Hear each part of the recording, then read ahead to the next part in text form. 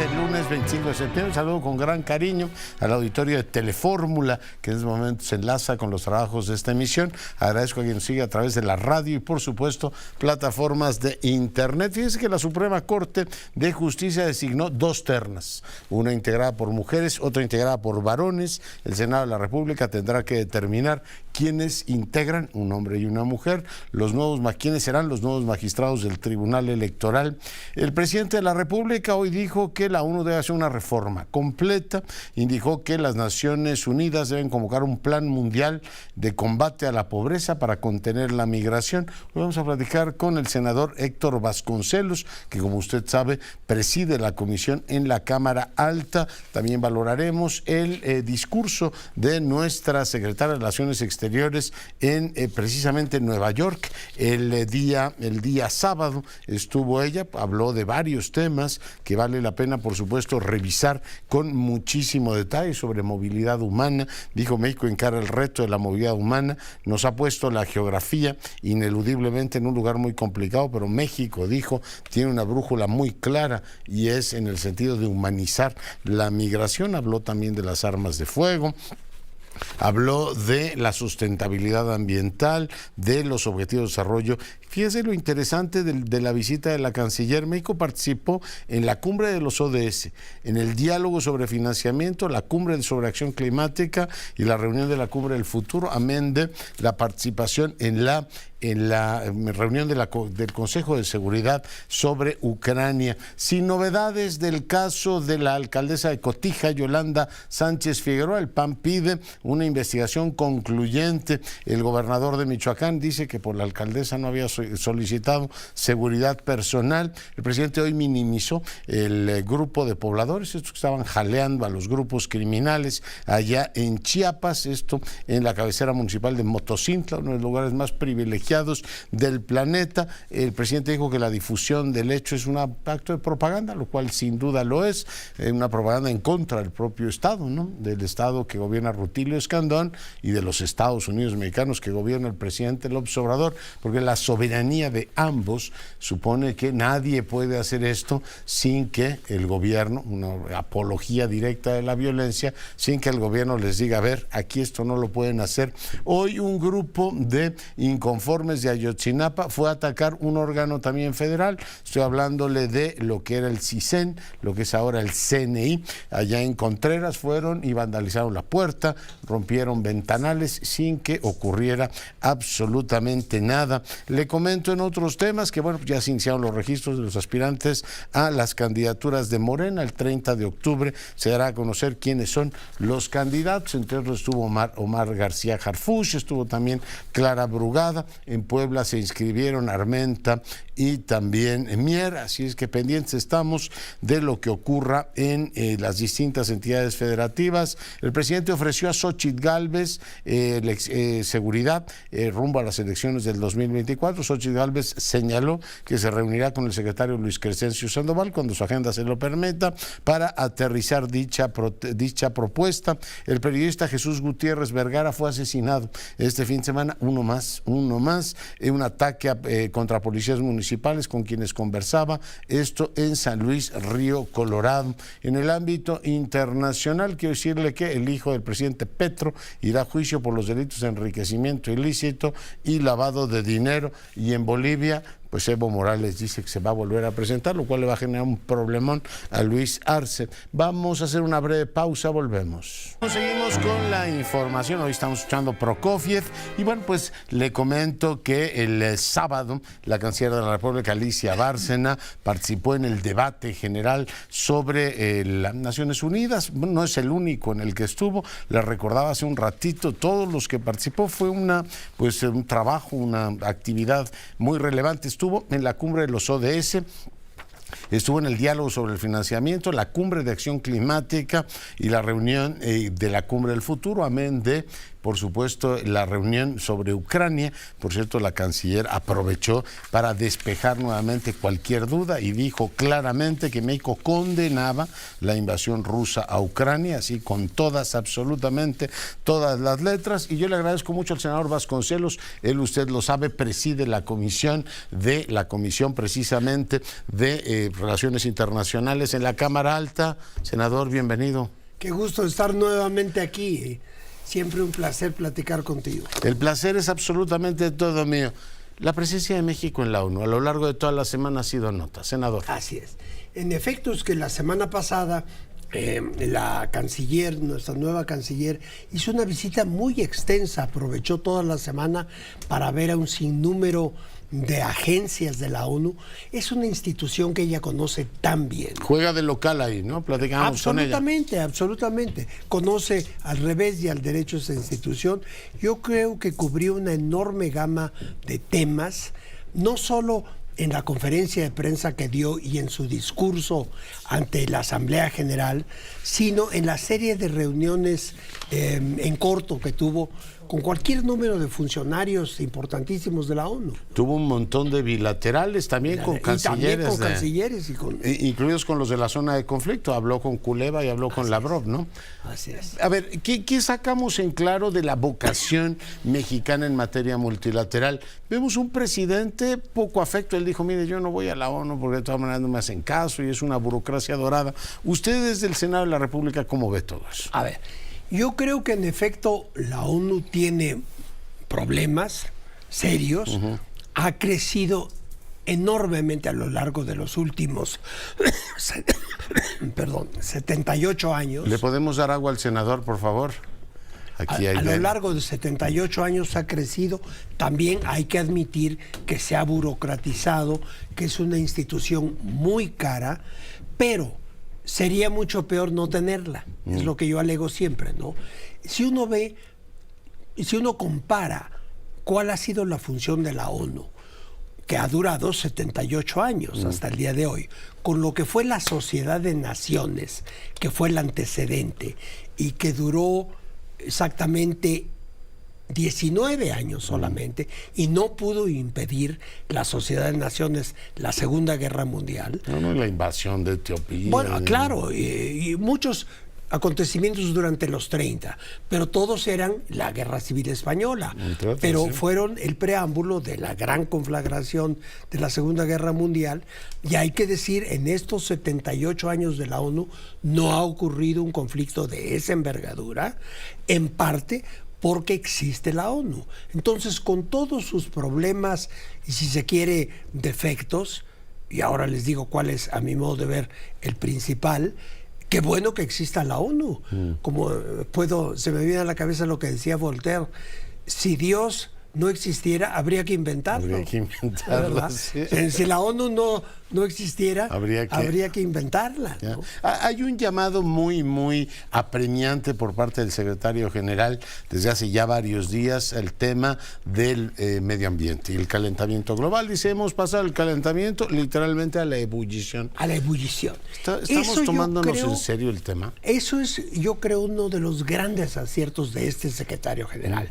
Es de los pocos funcionarios internacionales o estadistas que se dan cuenta de la gravedad de un tema que, si tú me preguntas a mí, yo creo que ya nos rebasó, que ya no tiene remedio, lo cual no quiere decir que no tengamos que instrumentar acciones inmediatas, que hacer adaptación y mitigación, enérgicas, ¿no? Claro, la mitigación, además parar el daño. Si lo que ha ocurrido desde la revolución industrial ya dañó al planeta de una manera muy seria, pues evidentemente cada año que siga va a dañarlo muchísimo más, y a la especie humana en particular, ¿no? Entonces, el secretario general Guterres tiene la visión, la sensibilidad para entender que ese es el problema central, a mi modo de ver, de nuestro tiempo. Que además se encuadra bien, ¿no? Es como un portugués estos muy enfáticos que habla o marca frases de una manera muy clara. Le gusta poner las cosas en tono muy dramático, si uno quiere. Dramático. Pero este tema lo requiere.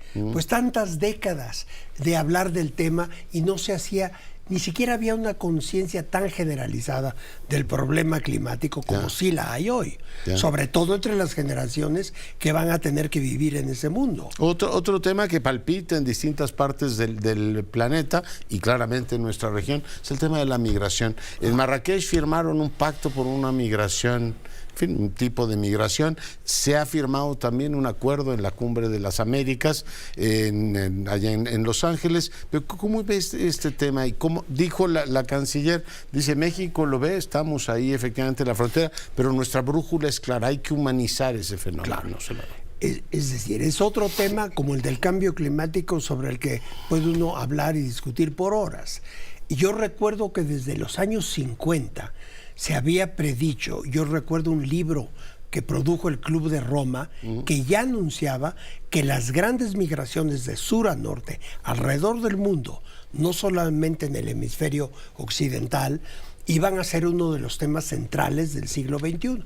Bueno, como en el caso del cambio climático nadie hizo caso, empezaron siendo preocupaciones del ámbito académico, sobre todo, y no es sino en los últimos años, ya que estamos inmersos en el problema, cuando la mayoría de los gobiernos se empiezan a dar cuenta de que es algo que tiene que ser, yo diría que no detenido, sino manejado precisamente con, sobre todas las cosas, respeto a la condición humana de los migrantes, porque independientemente de su situación jurídica, todos y cada uno son seres humanos. Claro. A eso creo yo que se refiere la canciller. Y en general, la política del presidente López Obrador siempre ha sido, ante todo, manejemos este asunto, este tema, poniendo por delante los derechos humanos. Pero estamos desbordados. Los ve uno a los migrantes, senador, en los trenes, en las calles, y no tienen albergues, no tienen el cuidado que merecería cualquier persona. Yo creo que en parte el problema es que se trata de un asunto que ninguna nación por sí sola puede resolver, ¿no? Por definición es un problema que tiene que ser abordado por dos o más bien por muchos países. Hoy el presidente reiteró la idea del pacto global. Lo que no sé es qué asidero podría tener un pacto así. Bueno, ahí ya entramos en la problemática de la ONU, pero nada más quisiera subrayar que es muy importante que tengamos en cuenta, ningún país por sí solo puede resolverlo, ¿no? Ni manejarlo siquiera. Entonces se necesita ahí sí de la acción concertada de muchas naciones, y no solo en este hemisferio, otra vez como del cambio climático, en África versus Europa, en el sudeste asiático, fuera de países muy prósperos que hay como Singapur o Oceanía, eso es otra situación. Pero en general estas grandes migraciones, en el caso de Europa, que llegan a Europa del Medio Oriente, de todo el continente africano, entonces es un fenómeno de sur a norte que tiene que ser abordado. Aquí nos están llegando, me decía el titular de la Comar, de 103 países diferentes. 7 nada más. Sí, pero, digamos, el tema fundamental son hondureños, venezolanos, cubanos y haitianos. ¿Qué hacemos con el vecindario, senador?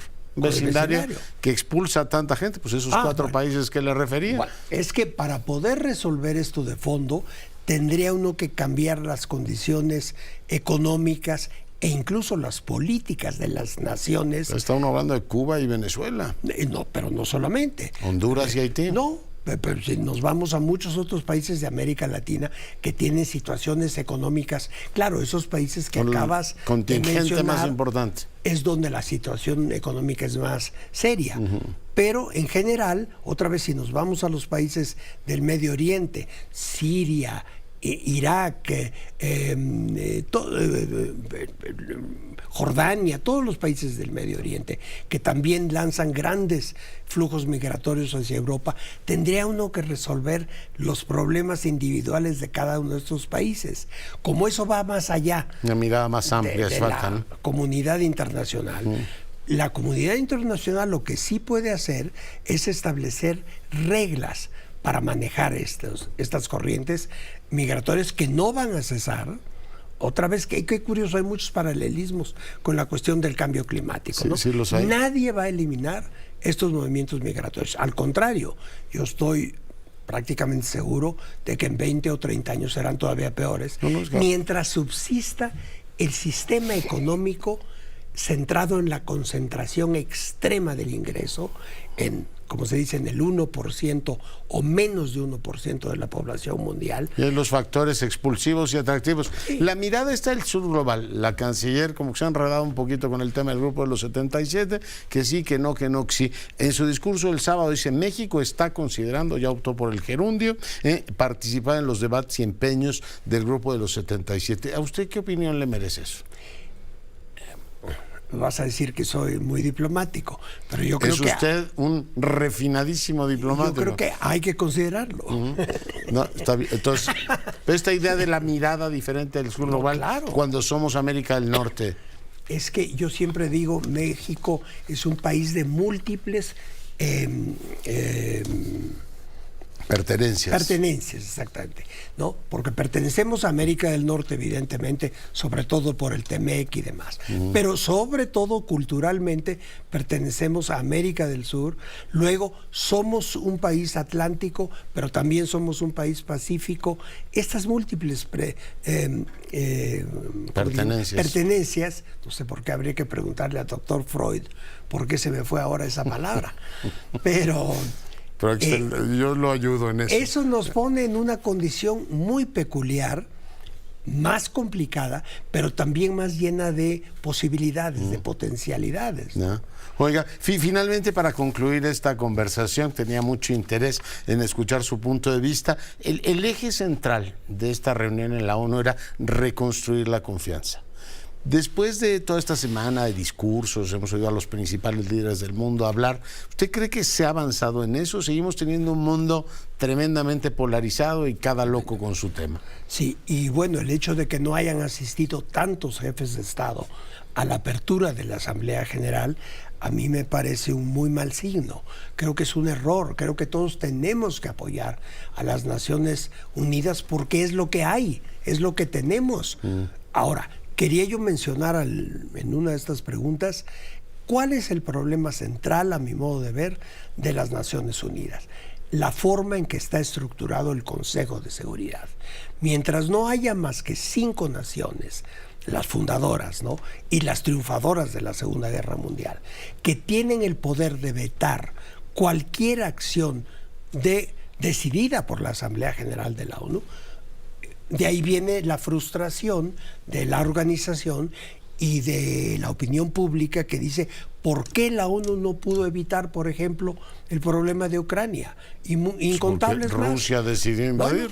Bueno, y es uno de los países... No hay ONU que pueda parar eso, ¿no? Y es uno de los países que tienen poder de veto sí, en el Consejo de Seguridad. Y lo paralizó todo este tiempo, ¿no? Entonces, mientras no se reforme la membresía del Consejo de Seguridad, a mí me parece que vamos a seguir observando pues limitaciones en la acción de las Naciones Unidas. Sí, que tiene ahí ese problema. Senador, le agradezco muchísimo el tiempo que haya venido el día de hoy. Muchas gracias, senador Vasconcelos. Como usted sabe, es el presidente de la Comisión de Relaciones Internacionales de la Cámara Alta. Cambio de invitado, aunque sigo con el tema migratorio. Tengo la fortuna de enlazarme con Andrew Seeley, el presidente del Instituto de Políticas Migratorias en Washington. Doctor Seeley, ¿cómo estás, Andrew? Muy bien, Leonardo, gusto verte. ¿Cómo estás? Y un gusto escuchar también al senador Vasconcelos. Aquí está y te manda un saludo afectuoso desde México.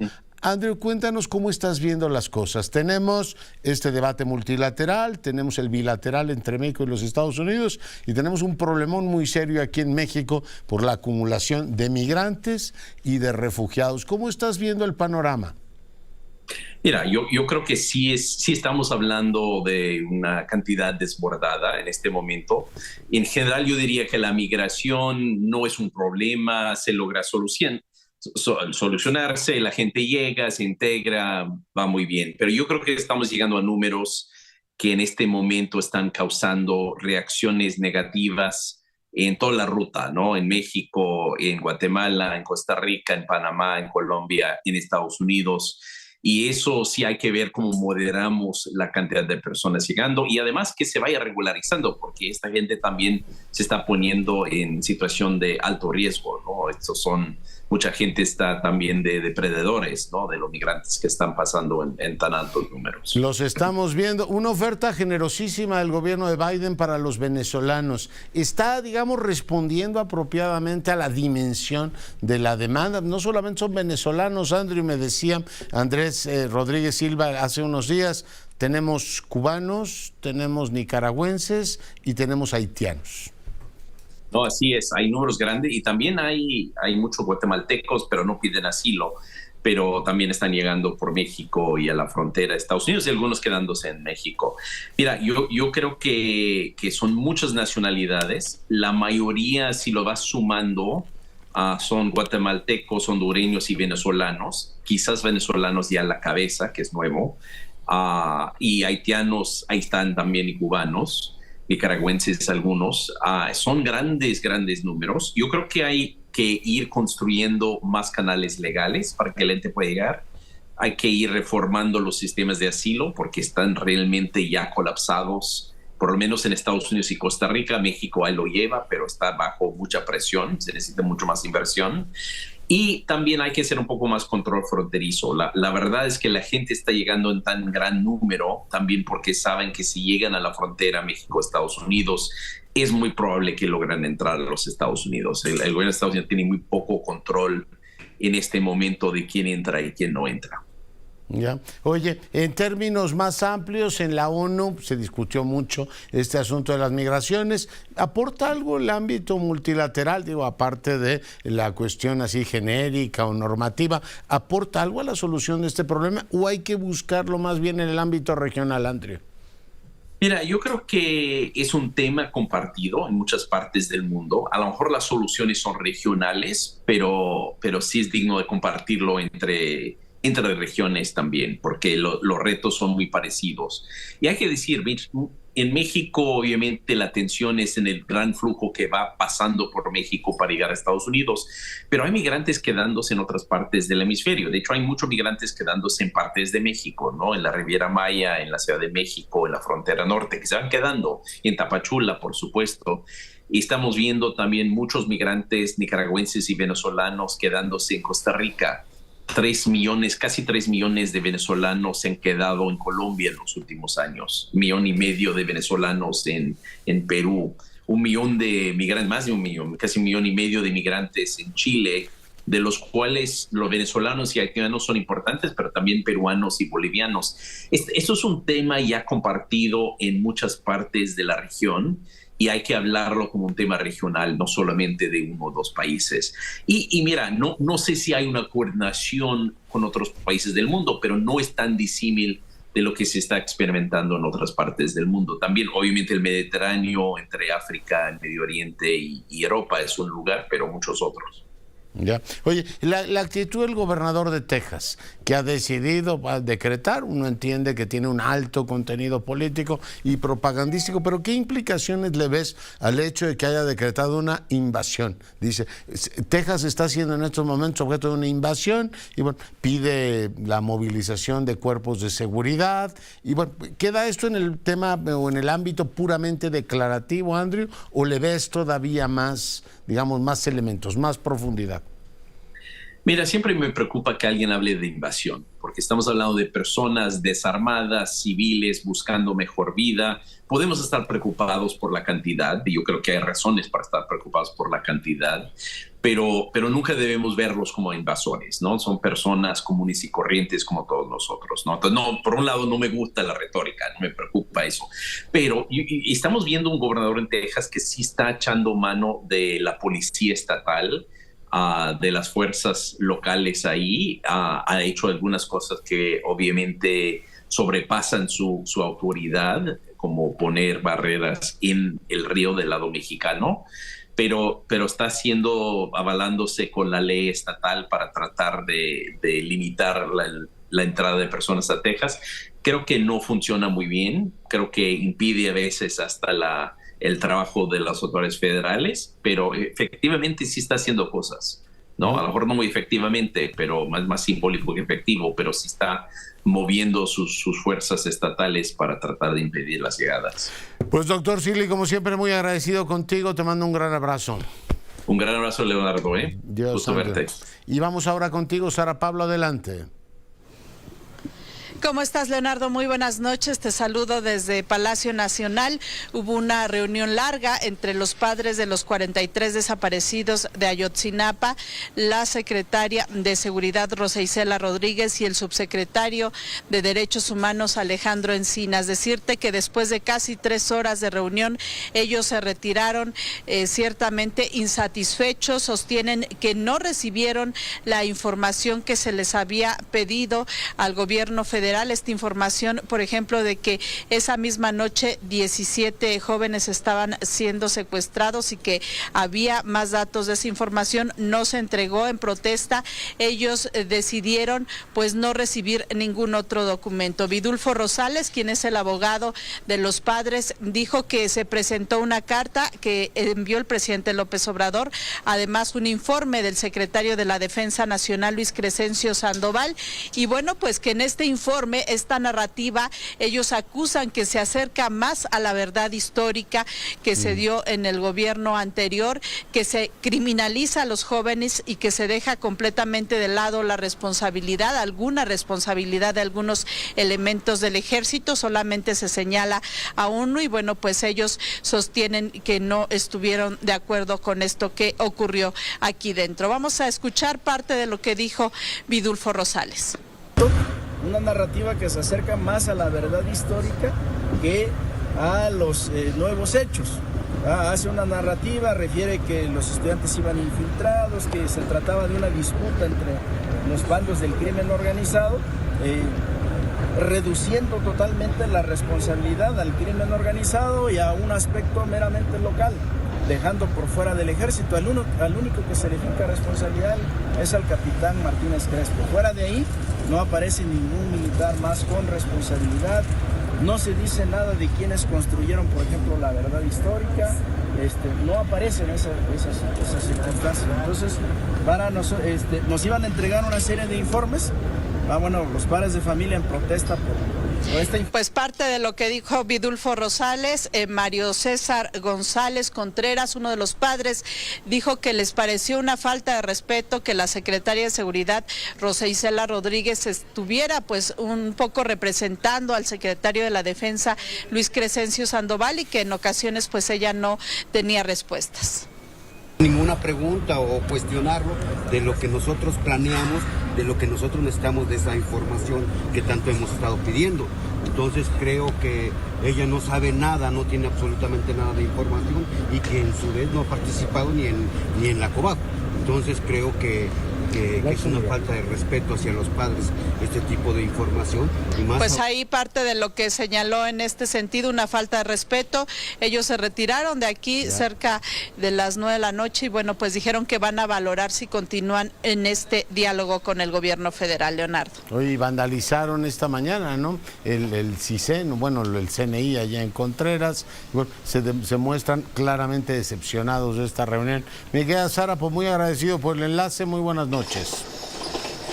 Hasta luego, muy buenas noches. Y bueno, pues seguimos con la información. Hoy el presidente de la República habló de varios temas. Se habló, entre otros, también de la posibilidad de que Xóchitl Gálvez tenga, en este caso, un mecanismo de seguridad. Xóchitl Gálvez dijo lo siguiente. Vamos a platicarlo, ya nos vamos a ver qué vamos a hacer. Algunas acciones aparte de la marcha de mañana. Les agradecemos. Bueno, mañana se va a realizar la marcha. Bueno, pues creo que no tenemos el audio. Me disculpa usted, vamos a hacer una breve pausa, regresamos. Al inicio del informativo, pues están registrando ya para el gobierno de la Ciudad de México, Clara Brugada y Omar García Garfuch. En un momento más vamos con la nota. En Puebla se registraron Armenta e Ignacio Mier, y algunos van renunciando. Es el caso de la secretaria de Energía. Dice el presidente que ya le mandó la prueba de que hay, petróleo en Dos Bocas. Mucha gente sigue diciendo, oiga, pues si hubiese petróleo que ya se empiece a notar, ¿no? Pues traemos el peor de los mundos en materia energética. Nos cuesta carísima la empresa.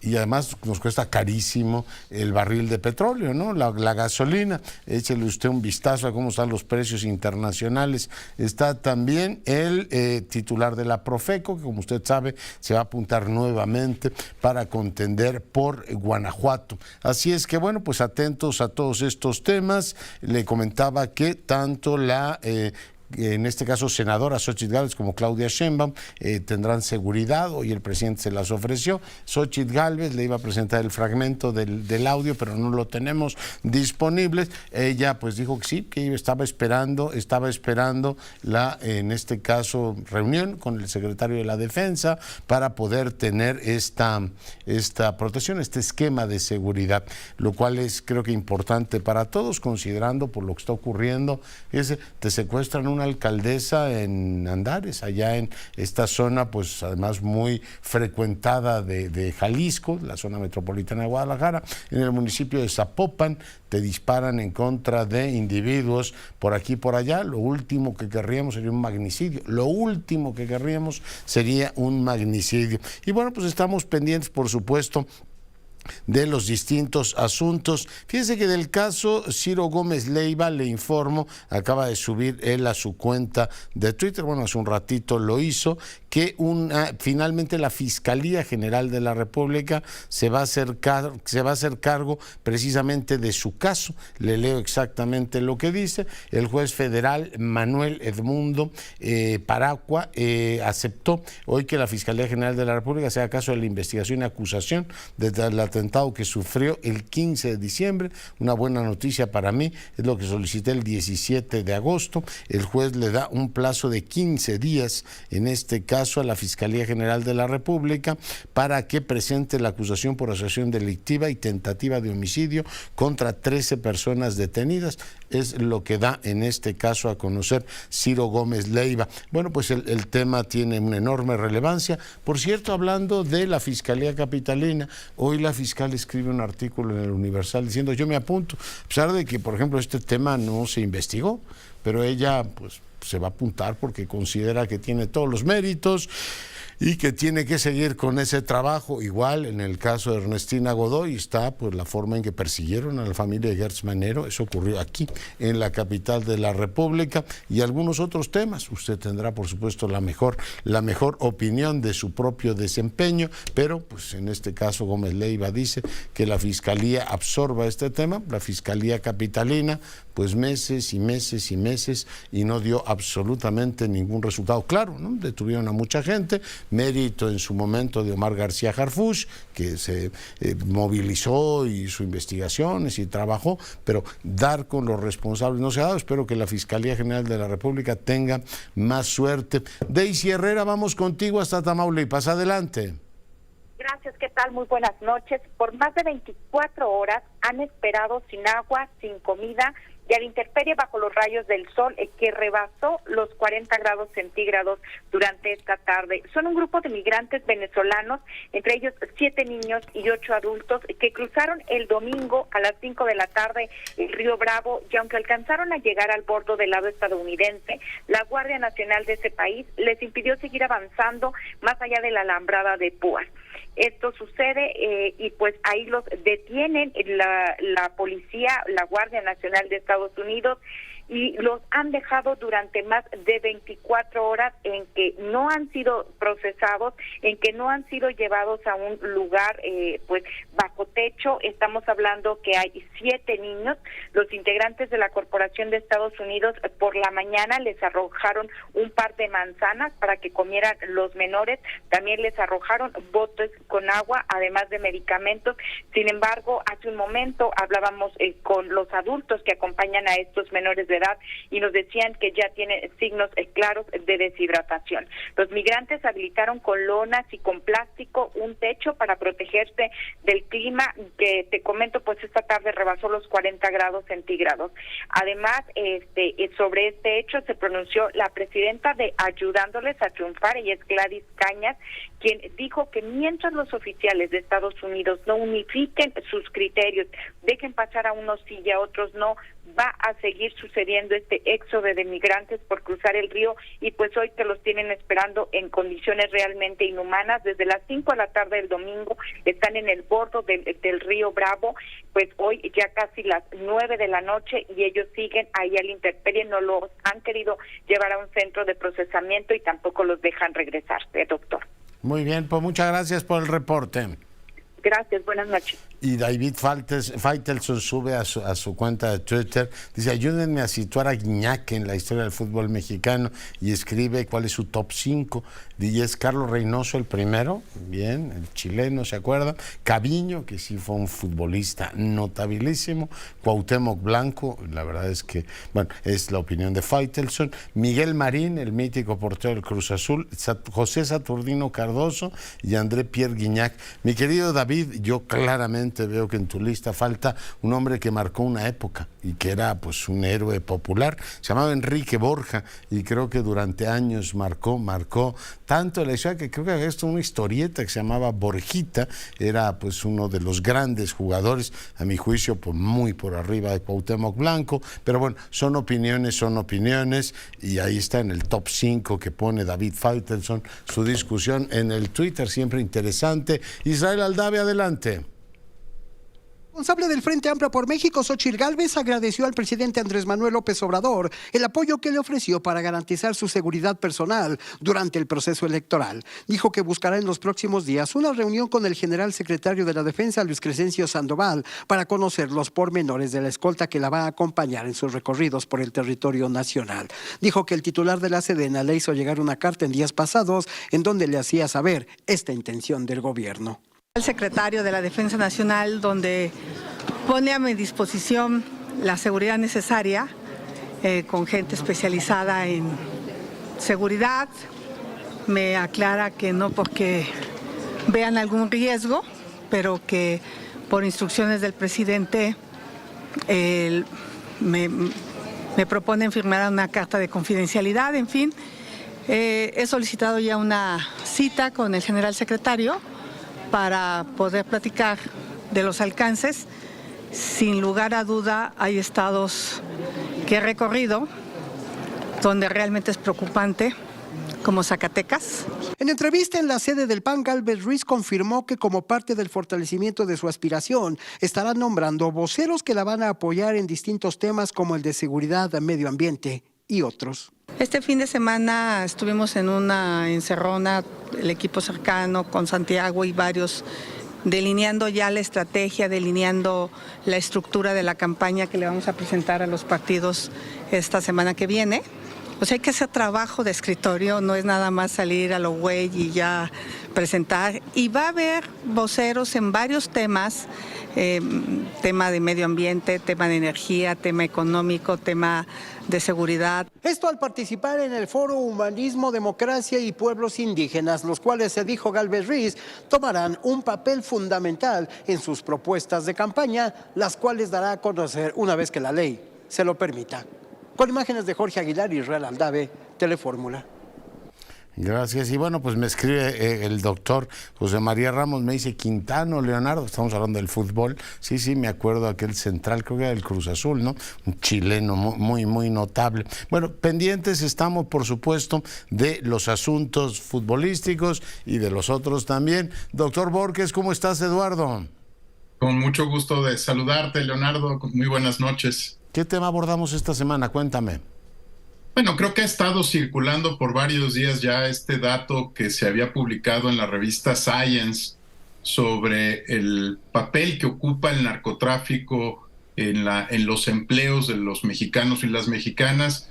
El artículo hablaba de 175,000 trabajadores empleados por el narcotráfico, por debajo de empresas como FEMSA, con más de 321,000 empleadores, Walmart, 231,000 trabajadores empleados, Manpower, 203,000 trabajadores.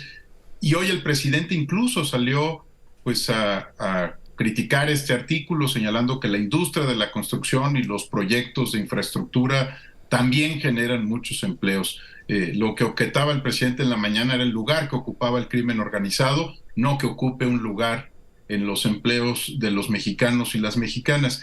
pero con menos impacto, pero igualmente muy trascendente. Circula también en estos días otro artículo publicado por Isabela Cota en El País, que empieza a hablar del control que ejerce el narcotráfico sobre lo que los economistas llaman commodities, bienes que son bienes de consumo. Ella mencionaba en su nota el pollo, el pescado, temas de transporte, la tortilla, muchas cosas que hemos comentado por separado en los últimos meses y que afectan el precio de los productos de cara al consumidor. Y creo que vale la pena detenernos. Además están las escenas, ahora las veo allí en pantalla, ¿no? Las escenas sobre lo ocurrido en nuestra frontera sur. Yo creo que vale la pena repensar nuestras ideas, nuestros supuestos sobre el narcotráfico. Estos dos artículos son muestra de que está cambiando, que se está formando un nuevo fenómeno, donde ya no solamente van a extorsionar los cárteles a quien pasa por carreteras o caminos, sino incluso, como señala Isabela Cota en su nota del País, sino incluso son dueños ya de empresas legales, no de empresas ilegales que comercializan bienes y productos de primera necesidad para nuestra población. Y creo que no tenemos todavía los conceptos, las definiciones para lo que se está formando, en este caso en el territorio nacional. Ya no es solo crimen organizado, ya estamos hablando de la convergencia entre economías lícitas e ilícitas y de negocios que van a afectar ya no solamente la salud de las personas o la violencia que vive en nuestro país, sino el precio de productos. Si esto continúa, no será el mercado de futuros de Chicago, Leonardo, el que determine el precio de muchos de los commodities, de los productos que son de primera necesidad para el país, sino un grupo de delincuentes que ya se habrán apoderado de empresas legales y que como socios capitalistas de muchas de ellas, pues van a imponerle precios al consumidor que no son los de la oferta y la demanda, sino desde el poder del crimen organizado y sus nuevos tentáculos hacia la economía formal. Yo creo que no tenemos todavía los conceptos para lo que está empezando a gestarse, Leonardo, y vale la pena tomárselo con la mayor seriedad. No es un asunto de broma, no es el ranking de dónde está el crimen organizado en la lista, si ocupa el 5º o el 10º lugar, sino el lugar predominante en el control de bienes de consumo como los que mencionaba Leonardo. Terrible, absolutamente terrible, ¿no? Y la cifra yo me la tomo muy en serio. La otra, ¿no? La de empleador, 175,000 personas. Y yo entiendo que el gobierno se enoje y diga que esas cosas no necesariamente son o tienen fundamento, pero deberían darnos los datos. Yo digo que la bicameral que se va a reunir en los próximos días debería decirnos, no, según nuestro registro estos son. Igual se indignaron cuando la DEA dijo que había 44 o 45,000, no me acuerdo ya el número, en las multinacionales del crimen mexicano, trabajadores me refiero. Muy bien, no es eso, díganos cuántos son y qué porcentaje del territorio controla el crimen organizado. Y el presidente dijo, en algunas regiones. Bueno, ¿cuántas? El comandante del Comando Norte supone que es 1/3 del país, a lo mejor son algunas regiones, pero sí estaría bien pedirle al gobierno que sustanciara, no solamente se indignara, que está muy bien indignarse cuando un dato no te parece, pero ponerlo sobre la mesa y decir, perdóneme, a las actividades delincuenciales solo se dedican 100,000 personas o 120,000, la Excel dato. Pero bueno, lo dejo ahí la reflexión. Te pido tu opinión sobre un tema que está avanzando ahora mismo en el Senado y tiene que ver con datos personales. Morena impulsa que tengamos una nueva ley general de población y que la CURP, que supongo que has impreso ya en varias ocasiones, doctor, tenga foto y tenga también las huellas dactilares. Supongo que algunos biométricos, una especie de cédula de identidad nacional. Eduardo, ¿qué opinión te merece? Mira, tú lo sabes muy bien, Leonardo, desde el principio, desde la llegada de este gobierno, querían controlar la credencial del INE, querían quitarle al Instituto Nacional Electoral la posibilidad de emitir una cédula de identidad como la que tenemos, como la que nos identifica hoy y que también nos permite votar. Hubo tensión muy fuerte entre la Secretaría de Gobernación y el Instituto Nacional Electoral sobre este tema. El pretexto, como siempre, es lo que cuesta el Registro Federal de Electores, pero el objetivo de fondo era llevarse a Gobernación los documentos nacionales de identidad. Y lo que estamos viendo hoy es nuevamente una embestida para tener, pues, por lo menos 2 instrumentos de identificación, uno que quede bajo el control del gobierno y otro que esté en manos de la autoridad electoral. Yo creo que es un tema que no debe legislarse a la ligera. Calderón intentó sacar un documento nacional de identidad, no fue un asunto bien manejado y terminó tirándose, creo que 2.500 millones de pesos a la basura porque no se hizo bien. Hay otros instrumentos de identidad mucho más importantes para la población, como los pasaportes, y tenemos noticia de varios estados de la República donde ya regresó el poder comprar tu lugar en la fila para sacar un pasaporte. Yo creo que habría que concentrarse en el pasaporte, que es el documento con el que se identifican nuestros migrantes cuando van al extranjero, y creo que es un tema de tal importancia que no debe por ningún motivo legislarse a la ligera y mucho menos al final de una administración. Es un tema central, el de la identidad jurídica, y yo lo que veo aquí es pues una nueva ronda de intentos por controlar la identidad desde la Secretaría de Gobernación, y creo que es un asunto sensible, Leonardo. Ya. Sí, a mí me inquieta porque, bueno, ya platicaremos en otro momento de eso. Tenemos un Estado que no ha logrado hacer un REPUBE, o sea, un registro único de vehículos, no lo ha podido hacer. Tenemos el desastre del reemplacamiento que los gobernadores usan para sacarle dinero a la gente. No tenemos un registro de la población. Y bueno, yo hoy criticaba a Migración, yo no sé si ha salido últimamente del país, pero seguimos siendo el único país en el mundo, creo, que tiene registro, tienes que llenar una ficha diciendo me voy a ausentar del país. O sea, ni en los videocentros de las colonias populares hace 15 años tener un sistema tan antiguo. Y tú dices, en serio, un gobierno que no ha podido hacer estos 3 registros que he referido, ¿está en condiciones en su fase otoñal de darnos una cédula de identidad, mi querido Eduardo? Tiendo a pensar que no, ¿no? No, no es el momento y es un asunto sumamente delicado. El manejo de fotografías, biométricos y otros temas no es un asunto que se deba de manejar a la ligera, y en cambio sí todas estas figuras pues van creando espacios para la corrupción administrativa, para volverse otra vez a las filas en muchos de los procedimientos. Sobre el tema recaudatorio ya platicaremos algún día, Leonardo, porque sabes que ahí tenemos a veces opiniones en sentido divergente, pero creo que en este momento no deberíamos de meternos a revisar el tema de la identidad jurídica, y menos en un contexto donde otros experimentos no han sido satisfactorios. Doctor, te mando un abrazo. Igualmente, Leonardo. Dios, Eduardo, y con esto nos vamos. Cuídese y sea rabiosamente feliz. Se lo merece.